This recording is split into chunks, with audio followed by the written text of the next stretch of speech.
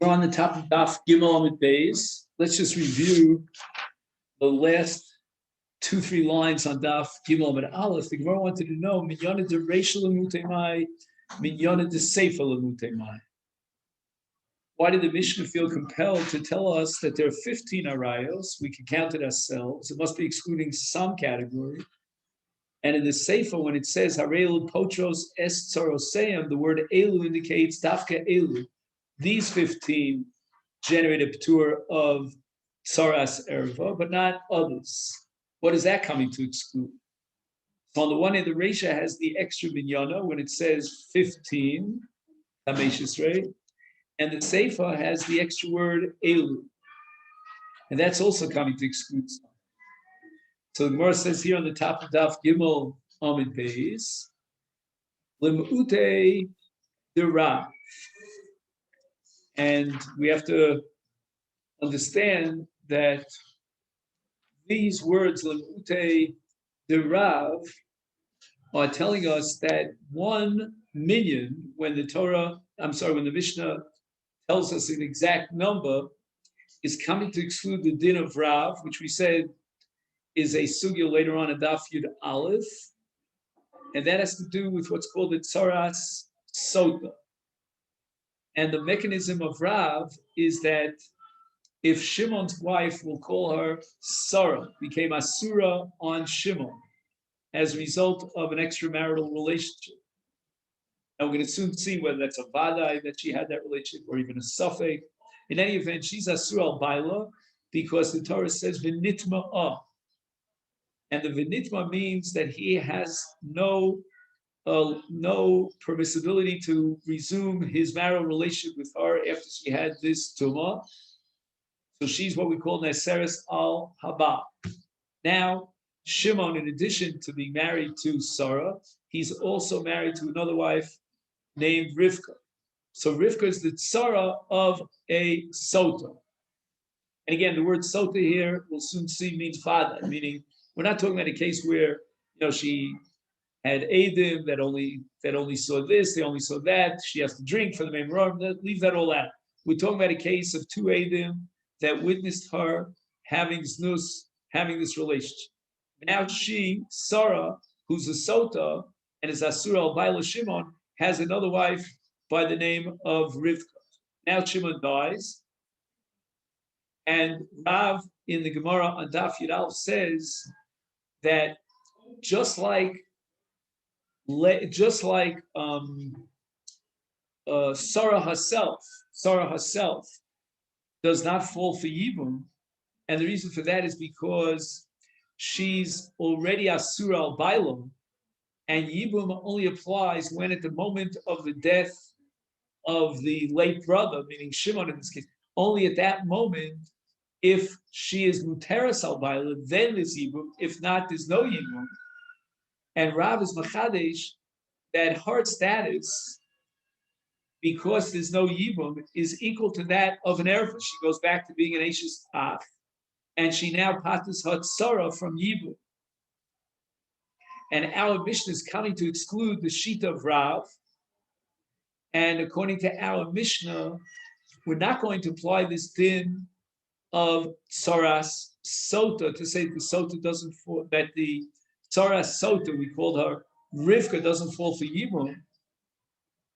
And Udir Rav Asi, we have another miyut, and that's going to exclude the halacha of Rav Asi. Rav Asi says that in case of Tsaras Islandis, because the Islandis is excluded from Yibum, not because she's Asur al Baila, but because the Torah says Asher Telev, and the Gemara Darshans Asher Telev Pratle Islandis. In the parish of Yibum, the Torah stipulates the condition that this Yevama is Ru'uya Laholid. She has the potential of giving birth to the exclusion of an islandess. Once the islandess is outside of the mitzvah of Yibum, she becomes an Ashes Ach, and her Erva situation now, if I could use the word, contaminates her tzara, so that, let's say, Rivka, if we want to give the name of the tzara to Rivka, doesn't fall for Yibum as well. And our Mishnah, insofar as it mentions the word Elu, is coming to exclude the case of Tsaras Sota. I'm sorry, Tzoras Islanders now. We're up to Rav Asi. Keep in mind that we haven't disagreed with Rav and Rav Asi as far as the Sota is concerned, or as far as the islandess is concerned.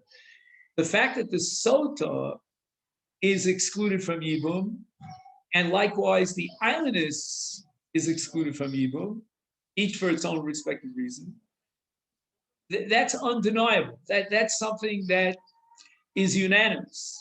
The debate is going to be about the tzara of the Sota, or the tzara of the islandess. Here, Rav and Rav Asi go very far. And once there's no Yibum, in the cases of Sota or islandess, she goes back and reverts to being an Ashes Ach, and that status as an Erva without the mitzvah of Yibum now sets up her tzara as a tzaras Erva. That's the point that seems to be under debate. Now the Gemara has the following problem. According to both Rav and Rav Asi, why does the Mishnah have a number?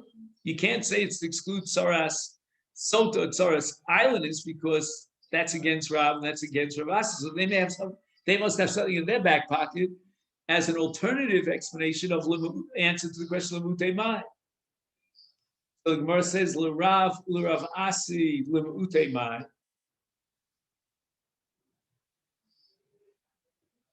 Now, at this juncture, the Gemara is going to answer these questions with one assumption and then with the opposite assumption.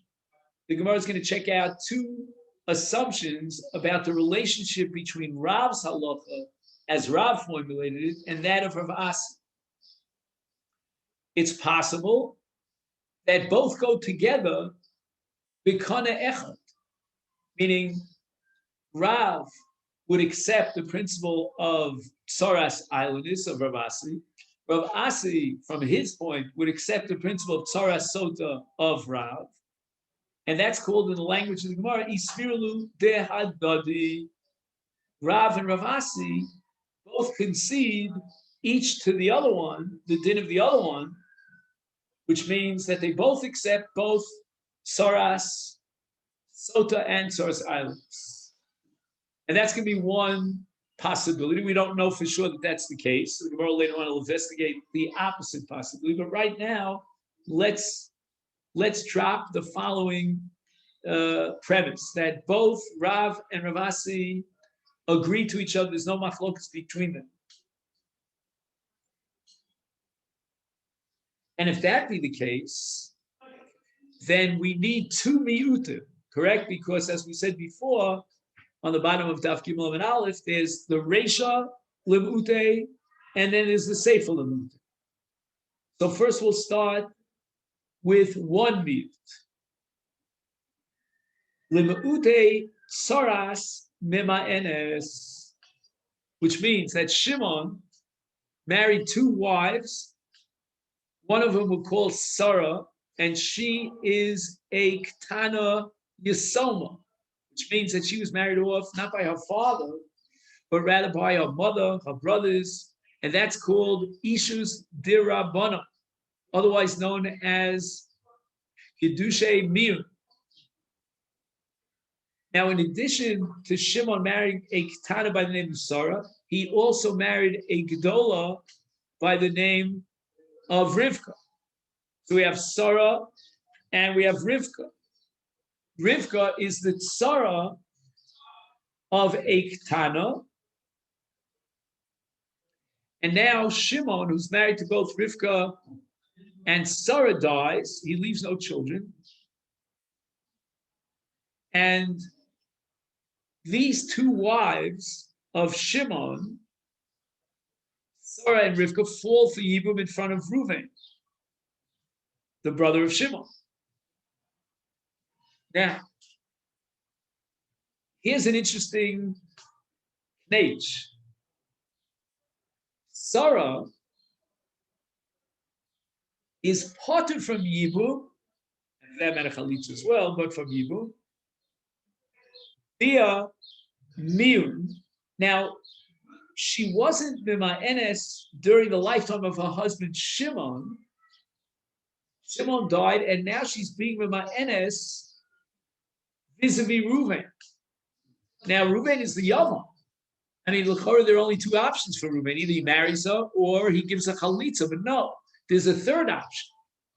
That because the entire Zika, which set up Yibum, was a result of a marriage relationship which had miyun in it, now that marriage relationship, exactly as it existed between Sarah and Shimon during his lifetime, now is expressed, it's sort of flows into the Zikas Yibum. Because as we said over and over again, the Zikas Yibum is in a sense an extension or reflection of the issues between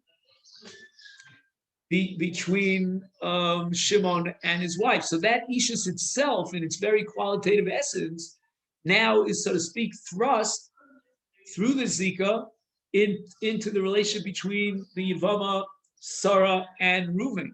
So now Sarah as a Ketana, to the same extent that she could be a Mama'enes in vis-a-vis Shimon, is now Mama'enes vis-a-vis Reuven. Even though at the moment of the death of Shimon, there was no miyun yet, and she was married to Shimon. But that Kiddushin is a Kiddushin miyun, and the Zika, as far as Yibum vis-a-vis Reuven, is the same identical issues, which is an issues of miyun. So therefore, just like she would be able to walk out of the marriage with Shimon when he was alive without a get, just simply by saying, that's it, I'm out of here. That's miyun. So too, she can walk out of the Zikas Yibum vis-a-vis Reuven after Shimon's death by simply saying, I'm out of here. Kishem she yotzes mibayla al yedei miyun below get, kach yechola hi lemayin bayavam. Again, we don't know whether she was Mima'enes or not, but let's assume right now, for our purposes, that she was Mima'enes. Now, what's the story with Shimon's other wife? That was a full-fledged Ishus marriage d'oraisa without miyun, and her name is Rivka. She's the tzara of this Ketana Sarah, who now got miyun from Reuven.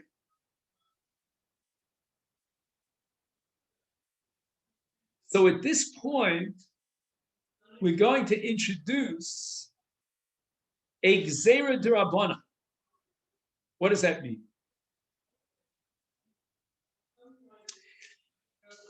Before the Gzeira d'Rabbanan, it would seem logically that Rivka should fall for Yibum to Reuven. I mean, her marriage relationship to Shem was a full-fledged marriage relationship. Why shouldn't she fall to Yibum? Eli, what are you going to tell me? She's a tzara of Sarah. Okay, Sarah was Mima'enes, and that completely removes the issues. And she's out of the whole parsha of Yibum. Why should she, in any shape or form, generate a din of tzara vis-a-vis Rivka to pat Rivka from Yibum? So we have to introduce a Gzeira d'Rabbanan. What's the Gzeira d'Rabbanan? And here he quotes he paraphrases a Tosfos. Gzeira shema yavo lahatir af Sarah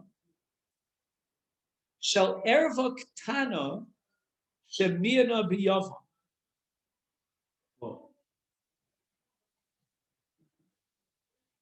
This case of Sarah and Rivka is very similar to another scenario. And that scenario is where Sarah was an erva to Reuven. Now again, even if Sarah is an erva to Reuven, she's a ketana. And if she's a ketana, then she could be Mamayan. And let's assume she went ahead and she was Mamayenis in the Yavam. So why is the tzara of this ketana? Again, the only thing that changed here, Rabbosai, is whether or not Sarah is an erva vis-a-vis Reuven. That's the only factor that changed. Otherwise, all the facts are on the table. She's a ketana. She was married off by her brothers to this fellow Shimon, and Shimon was married to another woman named Rivka. And now this girl Sarah is a Kana who falls for Yibum, and she was Mima'enes vis-a-vis Reuven, the Yavam. That's the case that we're dealing with. But the Gemara says that here we're going to exclude Rivka, the Sarah of the Ketana, from Yibum because of the following Gzeira D'Rabbanan. Imagine that Sarah was an erva to Reuven. Okay, fine. So why does that have to change anything? Why would that in any way impinge on the Yibum vis-a-vis Rivka, that's Sarah? I mean, after all, Sarah might be an erva, but she's Mima'enes. Once she's Mima'enes, that marriage, that Ishus is gone. What do we care about Sarah when we're talking about Rivka? Why is Rivka at Sarah's erva? So that itself seems, again, I don't want to, this is for a sugya later on, but it seems to be what's called a gzeira l'gzeira. In other words, if we're going to allow Rivka, the tzara of Sarah, to fall for Yibum to Reuven, people might confuse it in the case that Sarah is an erva with a bona fide case of tzara's erva. This is not a case of Tzara's erva because the erva itself was Mima'enes, who was Kedusha Ketana. And that completely nullifies or annuls the marriage. You remember that phrase, annulment? Well, the only halachic parallel to annulment, because we don't have annulment, it's in halach, it's either until death do us part or it's a gerushin again, is miyun in the case of a ketana. The Rabbanan created this ishus, the Rabbanan, and they created a miyun, and that miyun annuls the marriage. So that even if Sarah is an erva, technically speaking, that has no impact on the Sarah Rivka, because Sarah's marriage is completely dissolved. But it's very, very similar. Now we're really getting really close to a case of a Sarah's erva doraisa, because had Sarah not been a ketana, then her status as an erva vis-a-vis Reuven would have excluded Rivka, the tzara, from Yibum. Now, we have a principle of aim goes from Gzeira to Gzeira, so I'm sure you're all thinking of that, but we'll see if we can deal with that.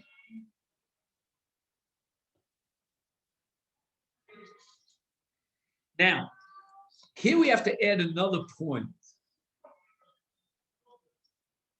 The status of Rivka as a tzara on a doraisa level, if not for the Gzeira D'Rabbanan, would have been that she falls for Yibum. She has an afil for Yibum. Why? Because the marriage of Sarah is a ketana marriage with miyun. So therefore, Rivka's status is that she falls for Yibum. And the Rabbanan now, because of this Gzeira, superimpose upon Rivka the status of the Tzara's erva and completely exclude her from Yibum? The answer is no. But what do we do in a situation where the Torah wants Yibum or allows Yibum, and the Rabbanan don't allow Yibum? Because they're afraid. What do you say? Exactly. They require chalitza. We can't do away with chalitza because the status of this Tzara's erva on a doraisa level of Rivka is that she falls for Yibum. She can't marry anyone. She's Yivam L'Ashuk. The Zikas Yibum is 100% on the doraisa level. So we have to give a chalitza. We can't allow for Yibum because then the status of Tzara's erva will be under contention. People might mistakenly think that it's Tzara's erva. It's not really a Tzara's erva. It's a Tzara's Mima'enes erva. Okay, now let's get back to the minyan in our Mishnah. The minyan in our Mishnah tells me that Dafka 15 arayos, potros es soroseya. Now watch this. Min ha'yibum umin ha'chalitza. However, there's another case where, as a result of the erva, there's not going to be yibum, but there will be chalitza, and that's going to be the case of a Saras Mima'enes. Again, Saras Mima'enes without the Erva or with the Erva. In the case of with the Erva, that's the bona fide Gzera, the original Gzera, the Chachamim. That Rivka looks like a Tsaras Erva, even though she's only a Tzara to a Mima'enes. And then from there, like in checkers, we'll go one step further, and we're going to establish that din of Tsaras Mima'enes applies even to what? Even if Sarah is not an Erva. Well, so this is what you call sweating in. So that's one of the mute. Oh, by the way, Rabosai, I just, if you don't mind, just some of the people here on Zoom might not know. Let's see if this works. On the next. Can you see this? Right, just say hello. Just we should all be. Hey, this is what I call it, Tziruf Chabura. That we're all in one Chabura. Some on Zoom and some in the flip. All right, so now what do we do with the second mute? Because again, we're assuming now that both Rav and Rav Asi agree. If they disagree, as we'll soon see later, then each one could set up the second mute as excluding the other one. But now we're assuming reciprocally they agree with each other. So they each of these two Amoraim, Rav and Rav Asi, both need to answer two miyutim. One miyut is for Tzaras B'mayim, who requires chalitza. What's the second miyut? Bechada limaute tzaras machzir grushasa. Okay, now watch what happens here. I'm just reviewing the basics, okay? Just as if we're, children. If a man marries a woman and then divorces her, it'd be a great thing if he remarries her, but only on one condition, that she doesn't marry another man.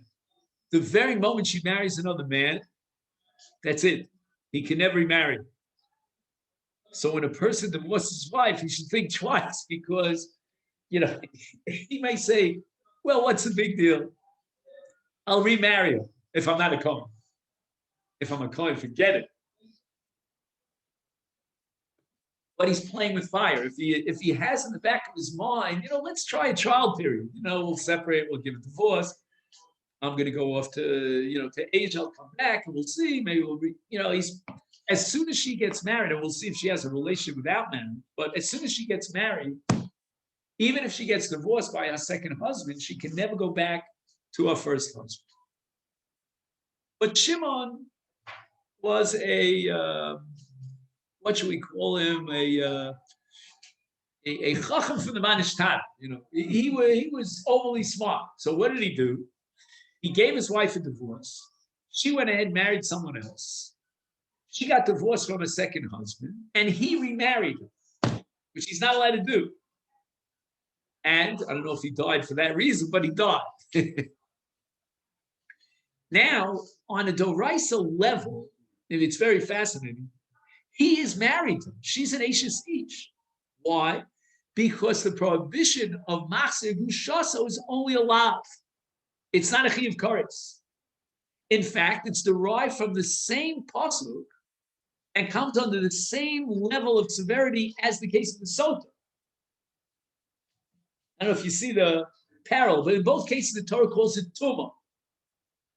So we have Tumah in the case of a Sota, if a man would have a relationship with his wife who was a Sota, and if a man remarries his Machzir, right, his Machzir Gushasa, that's also called Tumah. Okay.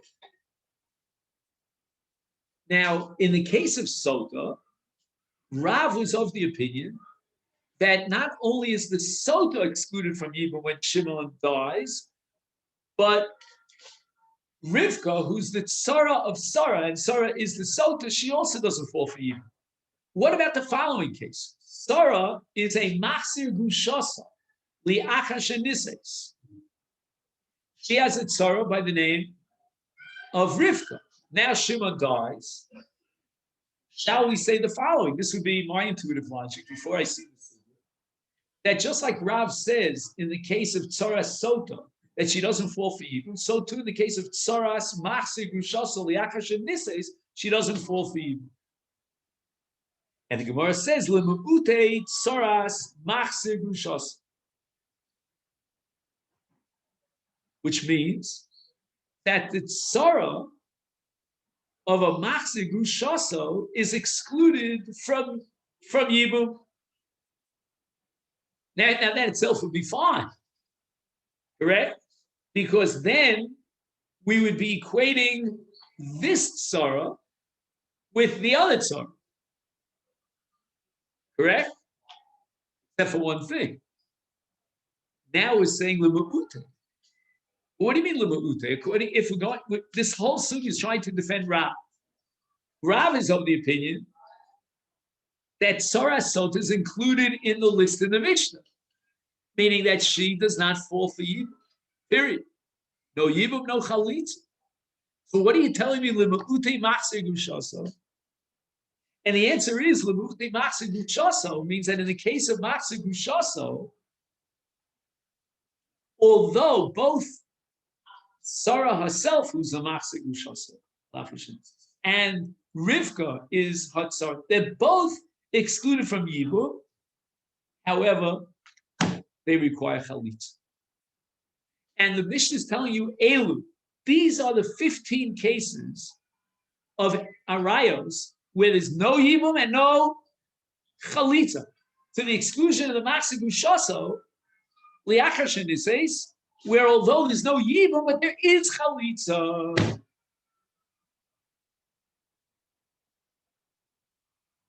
What's going on over here? I mean, if the Mishnah, I'm sorry, what I mean is the Sugya interpreting the Mishnah assumes that Tumah is the same in both the cases of Sota and in the case of Machzir Gushaso. So why are we making this distinction?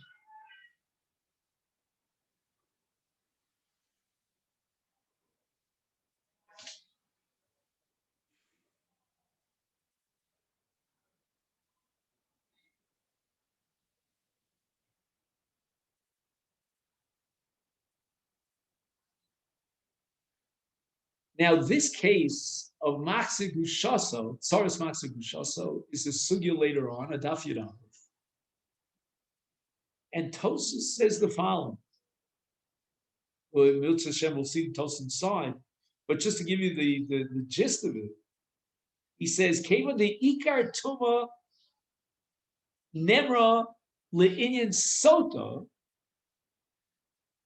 therefore, in the case of Machzir Gushaso, Akashani says, Chayeves hi b'chalitza. I don't know. This requires a lot of work. But again, we're not up to Daf Yud Aleph, so I'm going to plead the fifth at this point.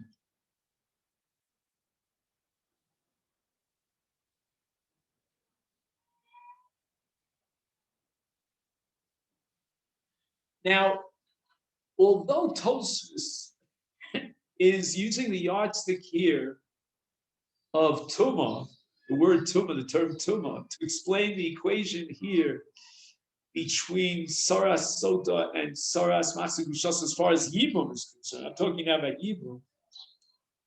I would have said something much simpler. Now, tell me if you think I'm right about this. The equation between Saras Sota and Machzir Gushaso is the following. If the relationship between Sarah and Shimon during his lifetime was one of Isur, then there's no Yibum. That's what we see from Saras Sota. Right, we're going to Rav. Rav's logic, we'll see how he derives, but Rav's logic is that there's no way that she could be Asura al Baila Shimon and then Muteres liyavama Ruvain. Ruvain's relationship to Sarah is just a spin-off. It's just a reflection, an extension of her relationship to Shimon. If the relationship between Shimon and this woman is Isur, and that's enough to remove Yibum, then that has to be enough to remove Yibum, because likewise, the child is no better than the parent. If the parent relationship is that of Shimon and Sarah, and that's an Isur, then we have to project that into the relationship between the Yavam and the Yavamim, meaning Ruvain and Sarah, and that's also Isur. So there's no room for Yibum. But on the other hand, there's no Chiv Karetz. It's only an Isur La.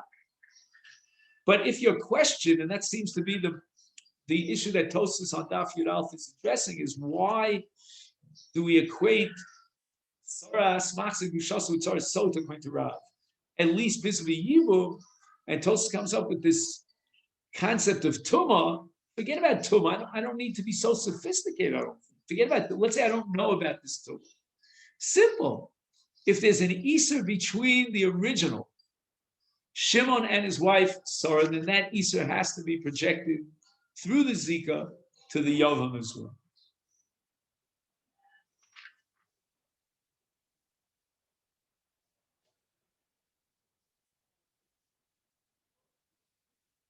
Okay, now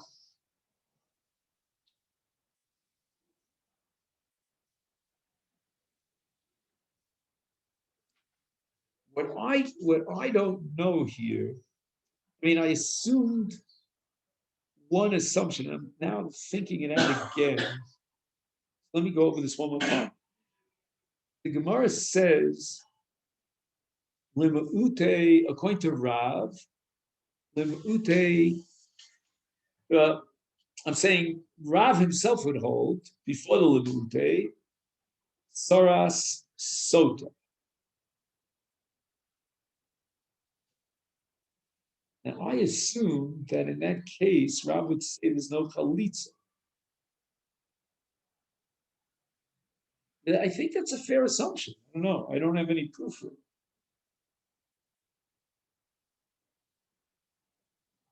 You follow my point?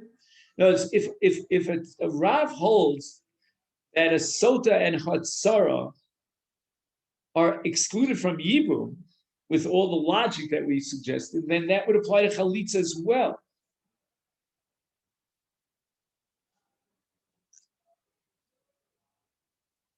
The only problem I have is, why then in the case of Machzik Ushaso, does Rav admit that there is a Chi of Chalitza? The logic of that. All right, that remains an outstanding question. Okay. Then the Gemara says the obvious. The elo svirlula da'adadi. If, for example, we would say that Rav holds that Saras Sota is excluded from Yibum, but he disagrees with Ravasi about Saras Islandis Mimaenis, and he holds that Saras Islandis does fall for Yibum. And in the flip side, Ravasi holds that Saras Islandis is out of Yibum, but he rejects Rav. As far as Saras Sota, and he holds that Saras Sota is Misyabemes, then I don't need to mute. Chad lemute de chavre, v'chad lemute od Saras Memenes, od Saras Masechet Yevamot. Okay, so that's mathematically ironclad. So now the Gemara asks a kasha l'Rav, according to Rav, who holds that the Saras Sota is out of the ballpark as far as Yibum is concerned. Rav Asi, and according to Rav Asi, Saras Islandis is out of Yibum. Is list Ninhu? Why isn't it listed in the Mishnah? Right, that's the main question. You know, Rav and Rav Asi are coming up with answers to the question, what is the lemute? But that doesn't answer the flip side of the question. Why weren't these cases mentioned?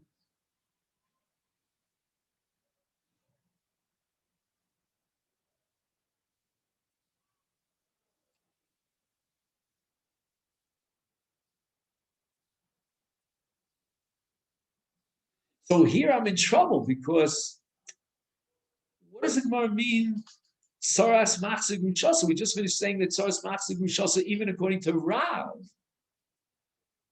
would require Yibum. So I'm gonna have to retract what I said before, and I'm gonna assume that when the Gemara would assume that Tsaras Machzir Gushasa requires Chalitza, that's only according to Lemute. That's not Rav. Rav would say that just like Tsaras Sota is excluded from both Yibum and Chalitza, so too Tsaras Machzir Gushasa is excluded from both Yibum and Chalitza. And that's why the Gemara is asking, why weren't these two cases listed in the Mishnah? I'm just thinking about that one more time. I want to make sure my mathematics is correct. The Rav Ula Rav Asi listening.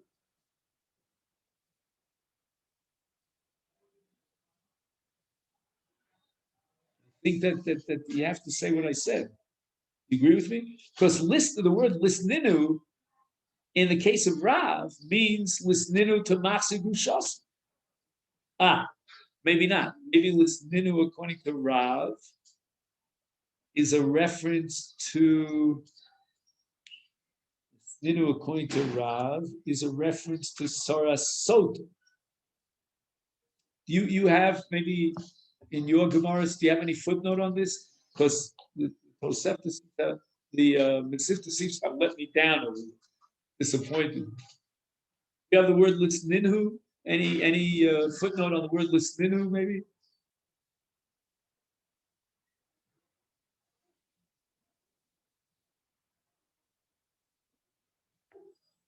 Steve, what Gemara do you have? You have an art scroll? Yeah.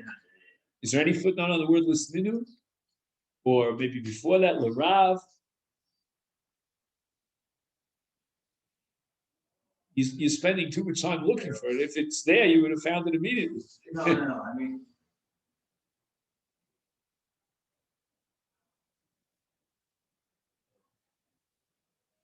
I mean, you said I mean?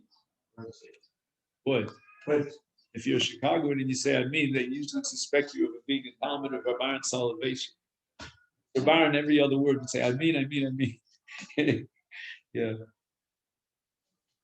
So what does I mean? Well, mean? You're talking just about Sota and Lonis. Yeah, but what is listeninu? First of all, just translate the word listeninu. Listeninu means it should be included in the Mishnah, no? That you have? Just in the text up on top. Forget about the footnote. You want to pass it over here? Maybe it's just I don't want to. The clock is ticking over here. That's it. Brackets. Brackets. That's confusing. Okay, there it is. Listeninu. Let the Mishnah listed. Okay, good. And he says, let the Mishnah list Sota and Islanders. Sota and Islanders. Just 1 second. Okay, that's what he says. Is there a footnote on that? Yeah. Footnote number 6. Since Rav and Rasi hold that the Sota and the Islanders are exempt, and that Tsaras are exempt from Chalitza and Yibum, the Mishnah should have included them in the list. And then he writes, although it has been explained that according to Rav Mavasi, the Mishnah's numbers do not come to exclude the Sota and the Islanders, but nevertheless, it's very strange that the Mishnah omits these two cases. Yeah, that he's right. So let me just think. If the Gemara's listeninu is only these two cases of Tsaras Mema'enes and Tsaras Islanders,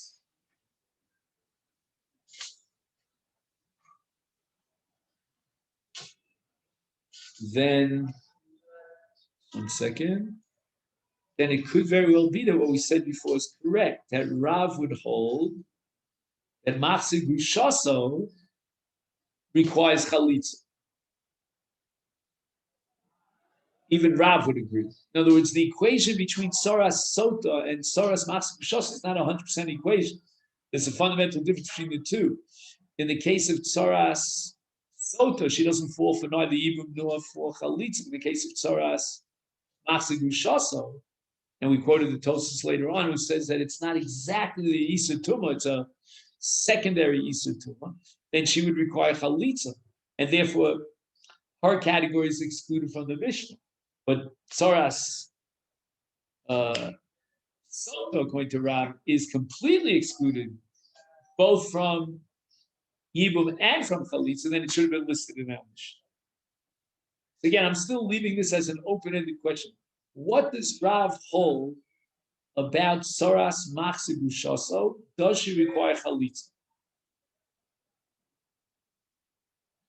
So the Gemara answers, Lefi she'ena v'tzoras sor. Okay, so here we have to do some diagram work here. But what the Gemara is basically saying is that in these cases of Sota and Islanders, there is no scenario of tzoras sor. That just doesn't exist. And our Mishnah is interested in listing all those arayos that have not only a p'tur of tzoras erva, but also a p'tur of tzoras tzara. And this tzoras tzara could not be possible unless you're talking about an erva.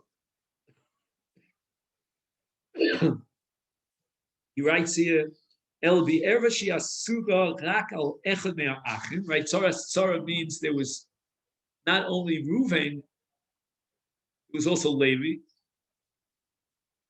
The Yibem ach acher es sorasa. In other words, this woman was an erva on Reuven, but not on Levi. Levi went ahead and he was miyabim her. And Levi has another wife. So Levi was miyabim the tzoras erva of Reuven, if you follow what I mean. In other words, within the framework of Shimon's marriage to two women, one of those two women was an erva to Reuven, not to Levi. And when Shimon dies and his two wives fall for Yibum, Levi has a right to be miyabim. Let's say in this case, the tzara of the erva of Reuven, because tzaras erva is meaningless as far as Levi is concerned. Now Levi has another wife. So who falls for Yibum if Levi dies in front of Reuven? It's going to be Levi's tzaras erva wife plus his own tzara, which is a tzaras erva. Fine. Our besota the islanders, this is important. Loti tochein mitziyasu. Why? Shari sibas isuron ena machmas hayavam.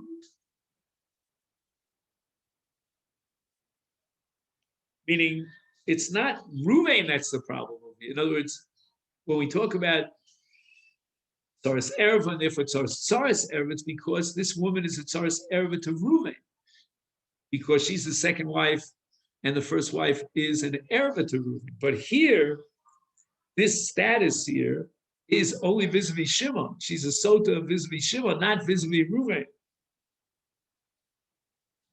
Is therefore, since Sibas Yisur Eino Machmas Hayavam, it's not because of Reuven, El Machmas Habal Rishon, meaning Shimon, Al Ken Behechref, Shekol Achei Mes Shaveh B'Yisur.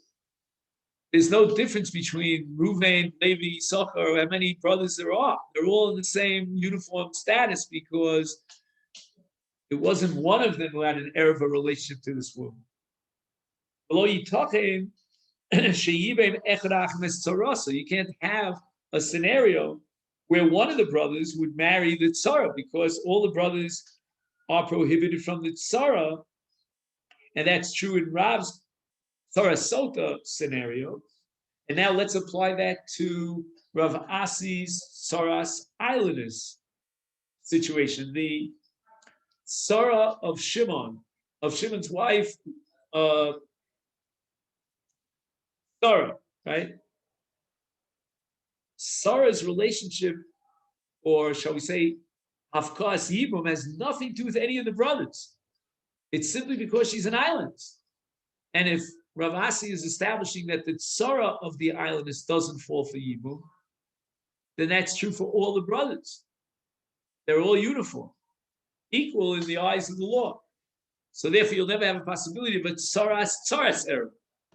Because tsaras error is only feasible if you've got one brother amongst the various brothers who has an erva relationship with this girl, and therefore the tsaras erva. Now, when we get to the second tefillah, we have a tsaras error. That's not true, neither in the case of Sota, nor in the case of islanders, for the same principle, same reason, that there's no specific Isar on any of the brothers. Okay. Now, we want to turn to the Yalkut Bi'urim, and this you'll find on page Yud Dalet. I'm hoping you have page Yud Dalet.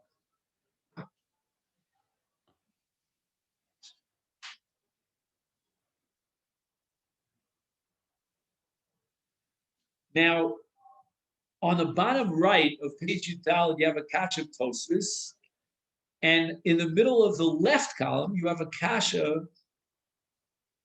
of the Nemukei Yosef. On page Tes Vav, the following page, you'll see in the main paragraph a kasha from Nafla, the first paragraph, the first main paragraph. Ikshaf Lo.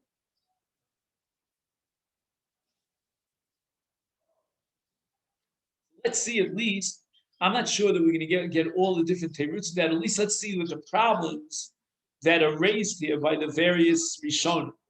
We'll start with Tosfos. Bottom right on page Yud Dalet. Mat tzorach b'shnei minyanim k'dei lemay tzoras sota v'tzoras islanders ha minyanim dereisha bilvad minyanim dereisha bilvad yesh lemay et shteim.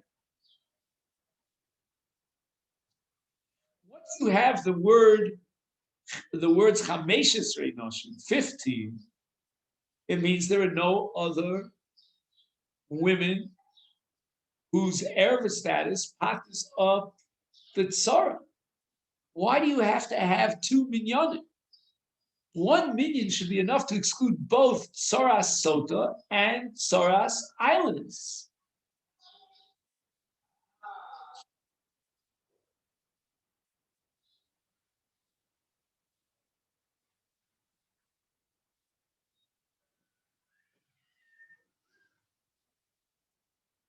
It's a very, very strong question here on the Gemara's kasha.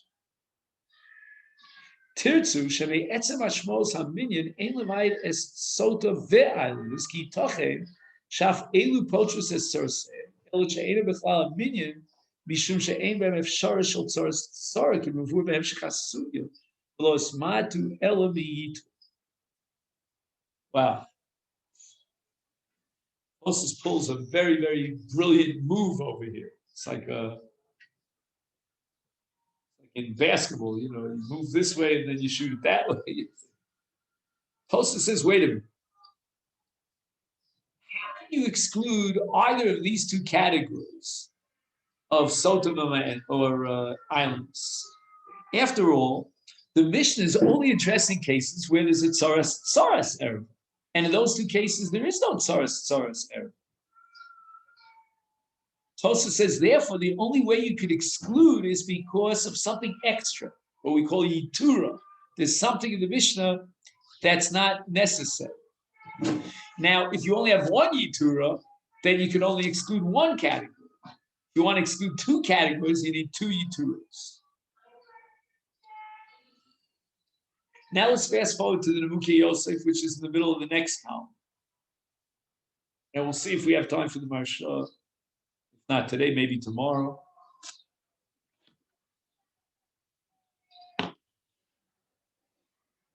What's the deal with this is one of the most tragic situations in halacha, when I mean tragic, I mean obviously life is full of tragedies, but what I mean by a legal tragedy is where the halach itself creates a tragedy, so to speak. And that's a married woman that's raped, which again, forgetting about all the psychological impact of that, we'll talk about her marriage relation with her husband. It's not affected at all, unless he is a Kohen. So an Ashes Kohen Shenensa becomes what's called a Zona, and that is not when the Boel was a Jew or a non-Jew, and she can no longer resume her relationship with her husband. I mean, that's pretty tragic. Now, because of a rape, she can't be married to her husband. Now, the Isser in this case is an Isser Lav of Zona. And now we can ask the following question. If a Kohen is married to two wives and he dies childless, one of those two wives was Nensa, and she therefore is Asura al Baila because he's a Kohen, then we should be back to the same categories that we've been dealing with in Rav and Rav Asi, where the marriage relationship between Shimon and Sarah was already undermined to the extent that he can no longer have an intimacy with her. And then again, you have to ask, well, what's the status of Yibum? Is there Zikas Yibum? And we're saying that since the Ishus itself was undermined, then the Zika for sure is undermined in the same way. So the same logic and principle that we apply to both Sota and Islanders, namely, one second, maybe we should just limit ourselves to Sota. Okay.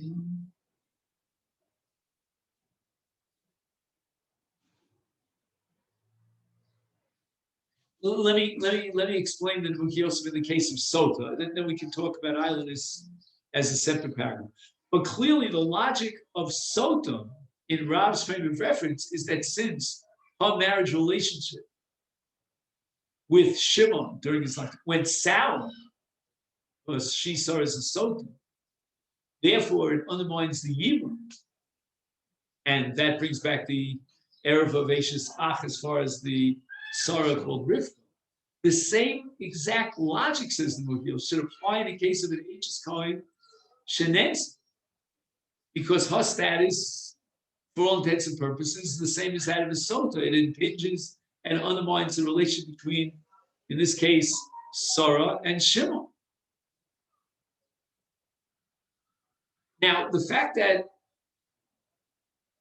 just 1 second, confuses me is the following. If Shimon is a Kohen, then Ruben has to be a Kohen, right? That's for sure. Because Yibum is Achim Mina'ah. So now she falls Yibum to Ruben, and she's a Zona. Ruben can't marry her.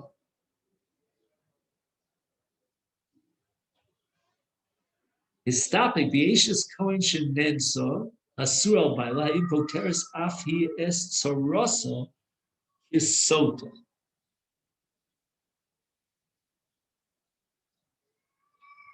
So let me take a shot at this. I have to do more research, more thinking, but I think that the analysis is that maybe Rav's Shita is predicated not on the Isur Sota, but on what I call Afkas Ichus of the Sota.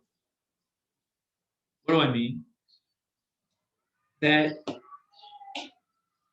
there are two ways in which we could put a damper, I don't know, I'm just using a Balabatisha term, on the marriage relationship between Shimon and Reuven and Sarah. One is inherent in the Ishus, and the other is an Isur. Nebuchadnezzar Isur came into being, which doesn't really impinge on the Ishus per se, it just becomes a barrier for him to implement an intimacy with his wife. It's an Isur. That Isur is a monea. It's a prevented. It's a barrier or an impediment that that he can't overcome, because Allah says, Eishes Kohen Shezinsa, Shenensa is his own. But in the case of Sota, that's unique, because in the case of Sota, it's not the Isser Sota. There's a concept here called Tumah.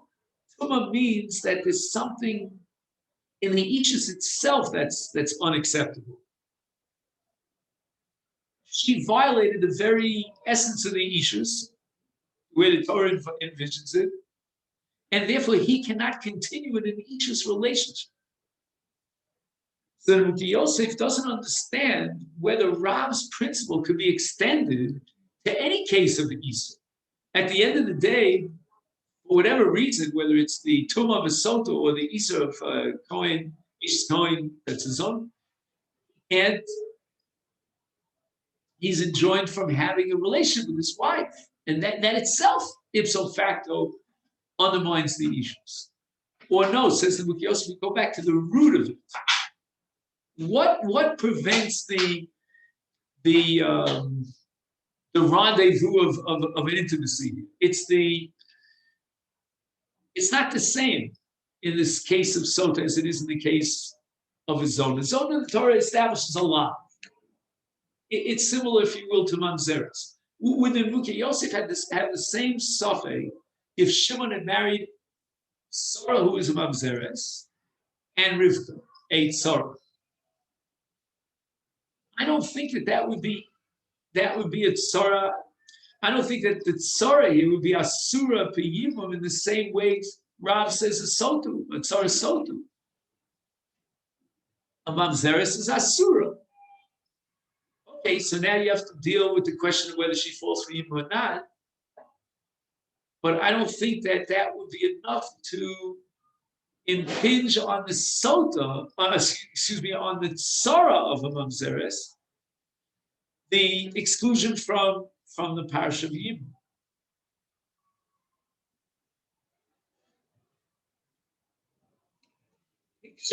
Oil David, right? We all know who the oil David is, right? It's David's tent. Anybody know who the old David is? I don't know. Anyway, remind me to look up. I have the Beis Haketz Sfar, but I don't have it here. Who the oil David is?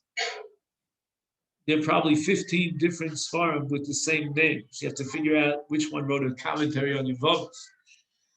Ikshal David or Yesh Lifshal Safik Zemi Sugyaseni Shari Im Nomasha Ena Poteres Es Tzaras Bayalo Lakmar Litaris Shaliba de Rav Ba Binyan Lemayit Soras Ashes Konshin Mensa Sheena Ptur Miyibum the Chalit. And the Gemara was looking high and low for an answer to the question Lemute Mai, according to Rav. Why didn't the Gemara just say Lemute HS Konshin Shenensa?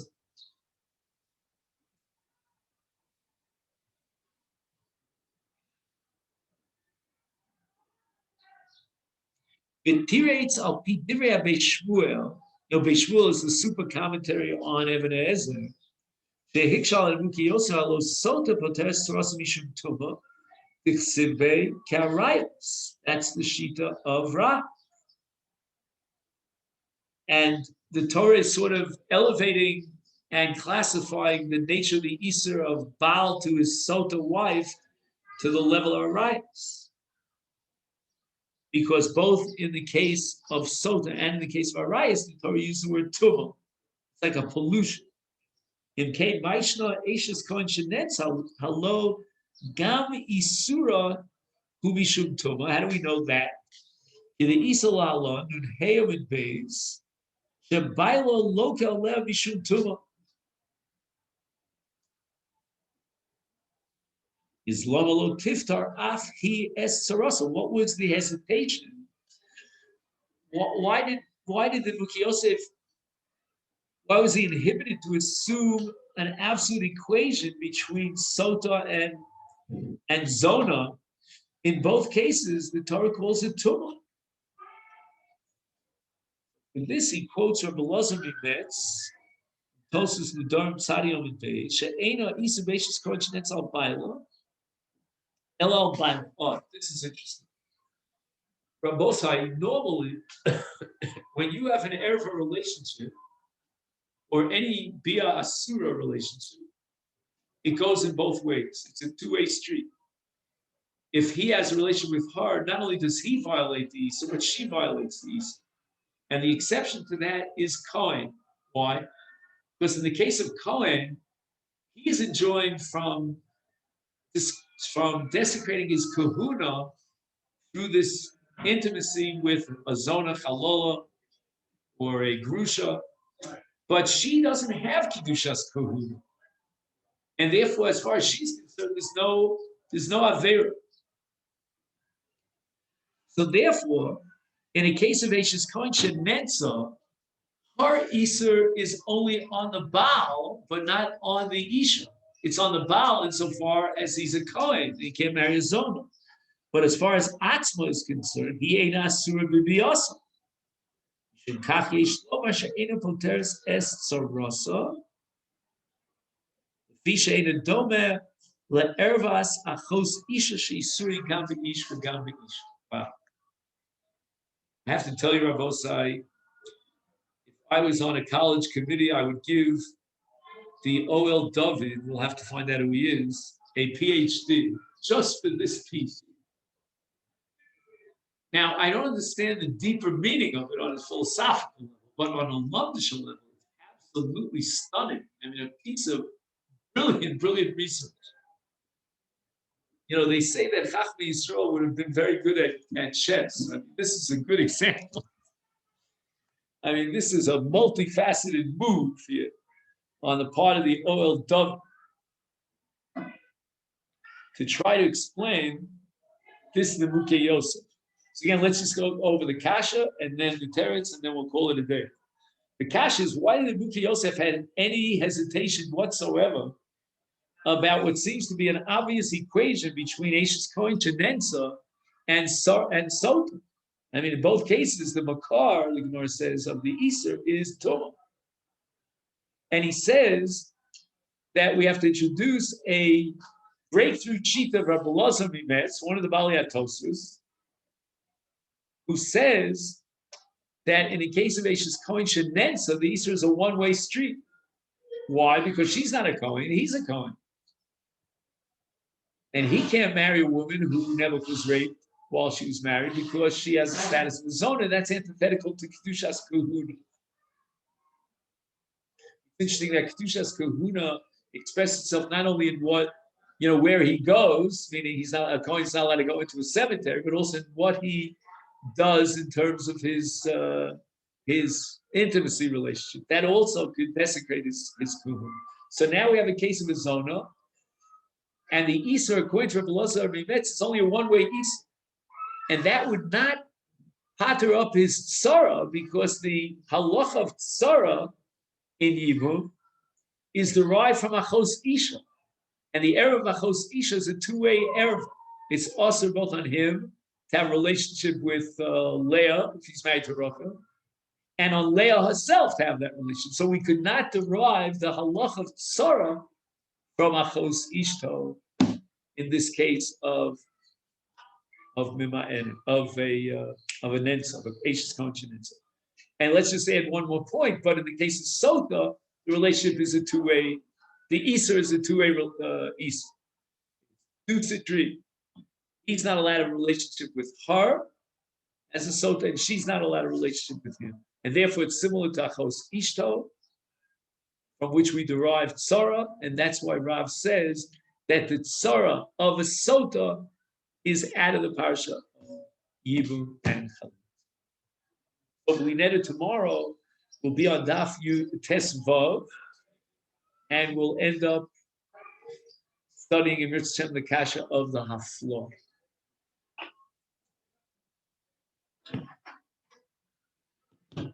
Oof. A lot of work, but it's a lot of fun. And then when you finish the